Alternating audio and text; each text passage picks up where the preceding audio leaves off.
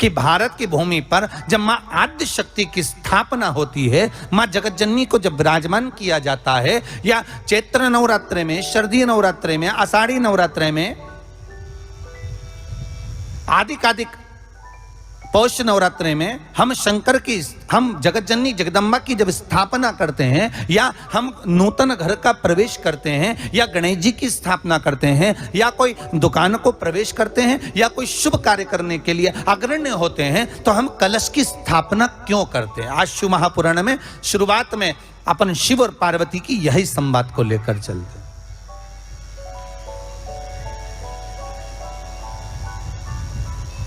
आखिर कलश में ऐसा क्या है? कलश के अंदर आखिर ऐसा क्या विराजमान है कि 33 कोटि देवता उस कलश के अंदर आकर बैठ जाते हैं महाराज?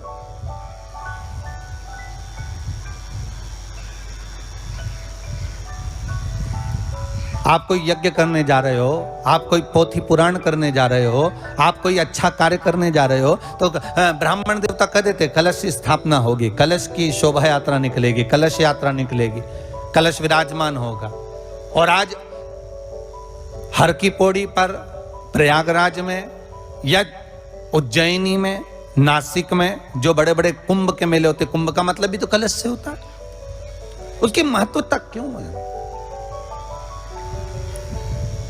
उस कुंभ की, उस घड़े की महत्वता कहां से प्रकट हो गई? शिव महापुराण की कथा कहती है महाराज, भगवान ओघड़दानी शंकर स्वयं आद्य शक्ति जगदम्बा से कहते हैं कि जगदम्बा तू क्या चाहती है बोल। तो जगत जननी जगदम्बा कहती है कि जहां मैं हूं वहां शंकर है, ये आपने कह दिया, पर जहां शंकर है वहां पार्वती का होना जरूरी है। उसके लिए सिद्ध करने के लिए एक स्थान ऐसा बनाया जाए जहां पर शंकर विराजमान है और शंकर के साथ पार्वती विराजमान है। तो शिव जी ने कहा, पार्वती उसके लिए मैं तुझे एक सुंदर कलश का निर्माण कर देता हूं।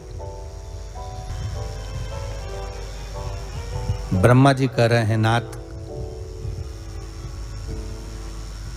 इस सारे ब्रह्मांड को रचना करना है, कर दूंगा, मना नहीं है, पर रचना करता भगवान ब्रह्मा जी कहते हैं कि मैं संसार को एकाग्रित करूं, उससे पहले 33 कोटि देवताओं को मुझे एकाग्रित करना, और सारे 33 कोटि देवता एक जगह पर आकर विराजमान हो जाएं, ऐसी कोई व्यवस्था करना।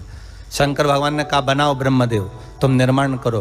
ब्रह्मा, शास्त्र कहता है कि भगवान शिव स्वतः, शंकर तो शंकर है, भगवान शंकर ने एक मट्टी का सुंदर सा भाग ढेला एकत्रित करा, उस ढेले से भगवान ने एक सुंदर कुंभ का निर्माण करा, एक सुंदर कलश का निर्माण करा। भगवान कुंभ का निर्माण कर रहे हैं, भगवान कलश का निर्माण कर रहे हैं, और भगवान स्वयं ब्रह्मदेव कर रहे हैं कि आप ऐसा निर्माण कर दो जिसमें 33 कोटि देवता स्वतः विराजमान हो जाए। तो भगवान ने उस कलश का निर्माण कर दिया। अब कलश का निर्माण करा तो स्वयं भगवान ब्रह्मदेव बोले, प्रभु इस कलश के अंदर मेरा स्थान कहां है? मेरा स्थान कहां है?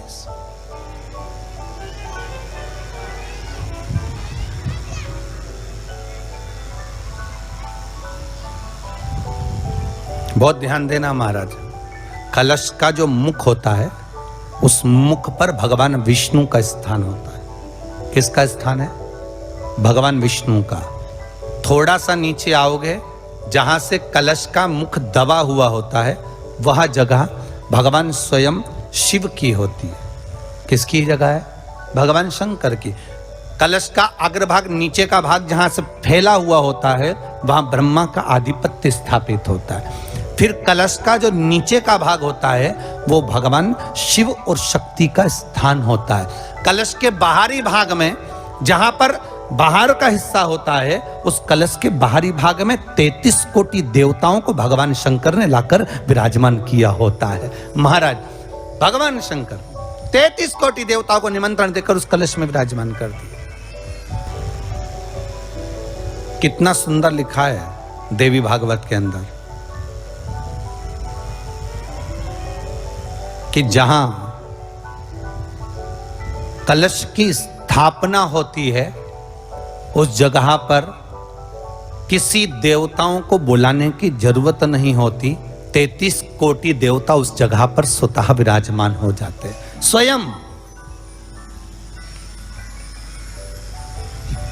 33 कोटि देवता स्वयं वहां विराजमान। अब कलश मेरा प्रतिबिंब है ये तो कहा। भगवान शिव की कथा कर रही है। ओ गणदानी त्रिकालदर्शी कैलाशी शंभु के पास में उस समय पर कामदेव की धर्म पत्नी रति भी है, जिसके नयनों में जल भरा हुआ। शिवजी ने पूछा, बोलो रति, आप और यहां जब आपका पति जलकर भस्म हुआ तो हमने वर दिया था आपके पति को कि ये भगवान कृष्ण का पुत्र बनकर मिलेगा आपको, फिर क्यों आप यहाँ पर आई हो, क्या हो गया ऐसा?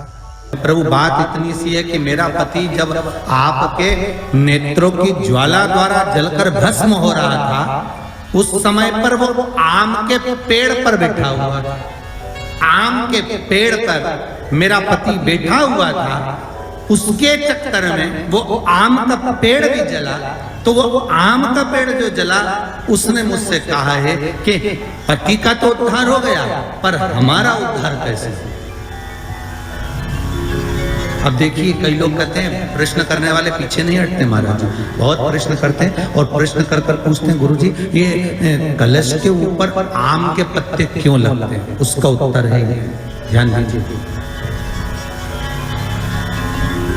प्रश्न बहुत है तो उसके उत्तर भी बहुत है, बस उसको समझने वाला चाहिए।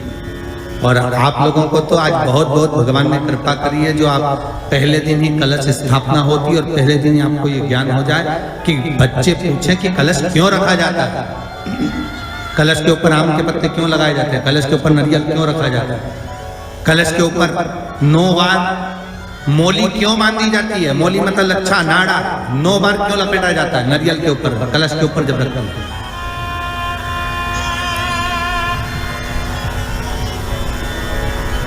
कलश के ऊपर जब जब श्रीफल रखाता है, नारियल रखाता है, तो उस पर 5 बार 7 बार मोली नहीं लपेटी जाएगी, तो 9 ही बार लपेटी जाएगी। 5 या 7 बार लपेटते हैं तो कहते हैं कि लक्ष्मी की छिन्नता होती है, और वो 9 बार लपेटी जाती है तो भरपूर लक्ष्मी का भंडार।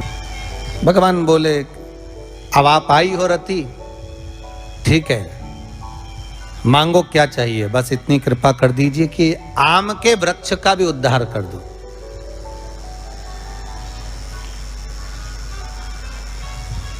शिवजी ने कहा, हम वर प्रदान करते हैं रति, जहां शिव और शक्ति है, जहां 33 कोटि देवता इस कलश के अंदर विराजमान होंगे, उस जगह पर स्वयं कंठ पर जहां पर मेरा निवास होगा, उस जगह पर ये आम के पल्लव अमृत के तुल्य माने जाएंगे, और इनका निवास हमारे ही हाथ में, हमारे ही हस्त कमल में विराजमान होगा, हमारे ही हाथ। अब आम के पल्लव को बाबा ने विराजमान किया। अब आया है उसके ऊपर क्या रखते हो, श्रीफल नारियल, ठीक है।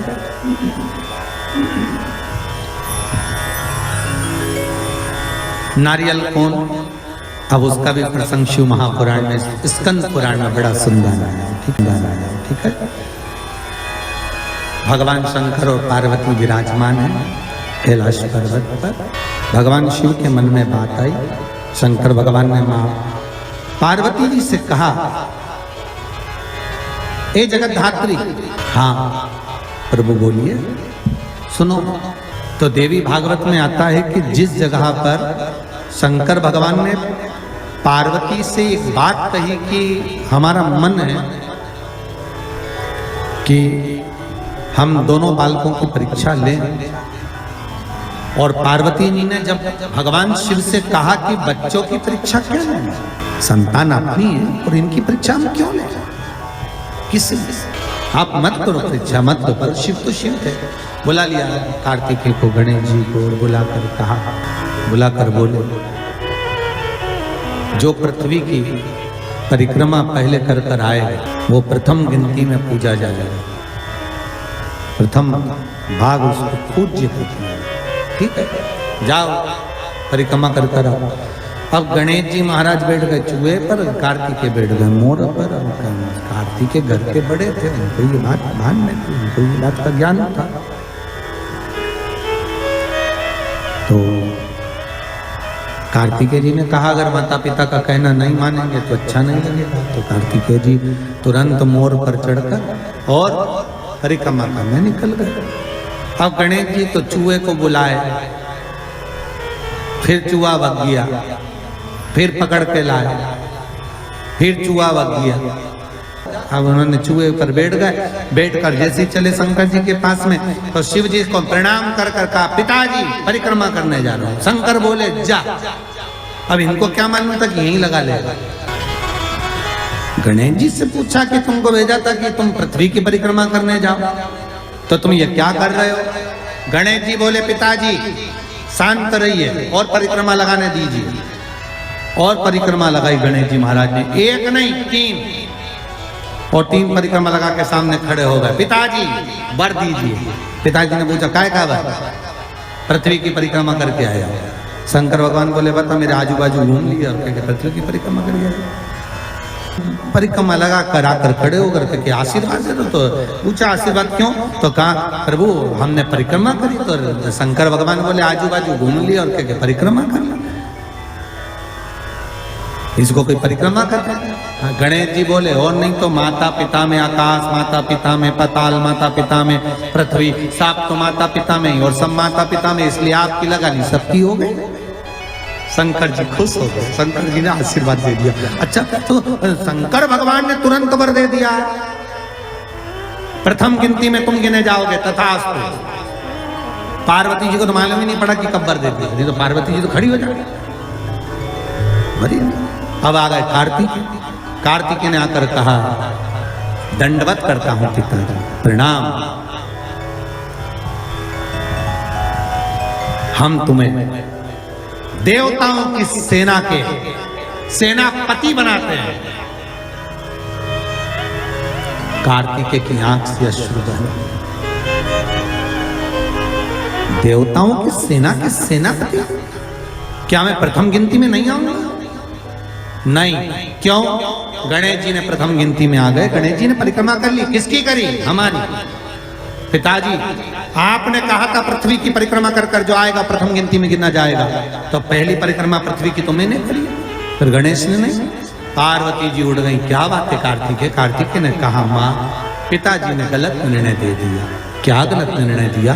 गणेश जी को प्रथम गिनती में दे दिया और मैं परिक्रमा कर कर आया। सारी बात मालूम पड़ गई कि गणेश जी ने चूहे पर बैठकर शंकर पार्वती की परिक्रमा करी, ये हुआ वो हुआ, सब मालूम पड़ गया। पार्वती मैया की आंख में से आंसू बहने लगा। पार्वती उठकर खड़ी होकर शंकर भगवान से बोली प्रभु बहुत भोले हो आप, इसलिए आपका नाम भोला शंकर है। बहुत भोले। एक बेटे को भेज दिया पृथ्वी की परिक्रमा करना और दूसरे बेटे ने आपकी परिक्रमा करी और आपने उसे वर प्रदान कर दिया। इतने भोले पुत्रों में भेद कर जगत जननी मां पार्वती खड़ी हो गई। पार्वती जी ने कहा यह आपने श्रेष्ठ नहीं किया। पार्वती जी बोली मुझे अच्छा नहीं लगा आपने निर्णय जो दिया। क्या चाहती हो पार्वती? पार्वती जी कहती हैं आज मुझे एक वर देना पड़ेगा। बोलिए क्या वर चाहिए? भोलेनाथ मुझे वर ये चाहिए कि आज के बाद आपकी कोई परिक्रमा ही ना हो। मुझे वर दे दो कि शंकर की परिक्रमा कभी नहीं होगी, शिव की परिक्रमा का विधान नहीं होगा। शंकर भगवान ने पार्वती को तथास्तु कह दिया। आज के बाद शंकर के मंदिर में शिवलिंग की कोई परिक्रमा नहीं करेगा। कभी आपने करते हुए देखा किसी को? नहीं। शंकर की परिक्रमा होगी तो आधी यहां से चालू होगी, वहां तक जाओगे फिर वापस आगे। यहां तक शिव महापुराण की कथा कहती है कि शंकर की आरती के बाद जो परिक्रमा भी होती है ना वो भी पूरी नहीं करना चाहिए, आदि कर कर वापस हो जाना चाहिए शिव की आरती के बाद। कई लोग शंकर जी की आरती उतारने के बाद जब परिक्रमा करते हैं ना, आरती की थाली लेकर चारों तरफ घूमते हैं, उसको भी आधा घूमो और आधे में वापिस आओ। शिव परिक्रमा कर रहा है, वर दीजिए आप वर प्रदान करो, हमें वर दे दीजिए। पार्वती मैं तुझे वर देता हूं कि शिव की परिक्रमा आप कोई नहीं करे, और अगर शंकर की परिक्रमा कोई भूल से भी करेगा तो उसको दोष लगेगा, उसका पुण्य छिन्न। इसलिए शंकर की परिक्रमा लोग नहीं करते, क्योंकि उनने जो दान करा, पुण्य करा, सत्कर्म करा, भजन करा, कीर्तन करा, उसका पुण्य धीरे धीरे धीरे धीरे समाप्त होते चले जाता है, उस पुण्य की छिन्नता होती है।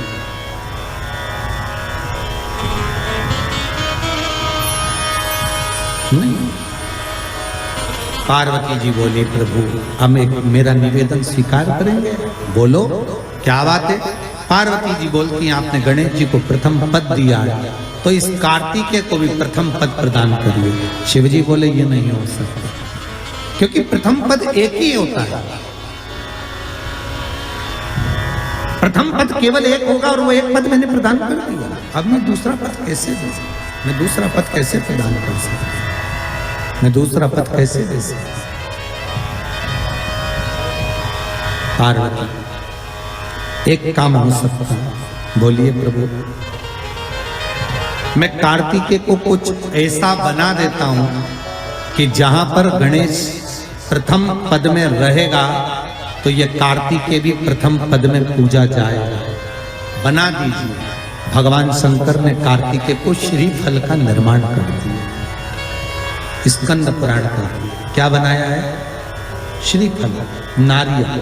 ये नारियल किसका प्रतिबिंब है, तो कहा ये कार्तिकेय जी का प्रतिबिंब है। किसका प्रतिबिंब है, कार्तिकेय जी का। तो गणेश जी की पूजन जो कलश के रूप में होती है, तो उसके ऊपर जो श्रीफल रखाता है वो स्कंद देव है, कार्तिकेय है, वो स्कंद देव, वो कार्तिकेय। सारे ग्रहों को शांत करने के लिए, कार्य को सिद्ध करने के लिए, कार्य की सफलता के लिए, व्यक्ति की मनोकामना पूर्ण करने के लिए कलश के ऊपर क्या रखा जाता है, जम के बोलिए, नारियल, श्रीफल रखा जाता है, जो कार्य की सफलता प्रदान है।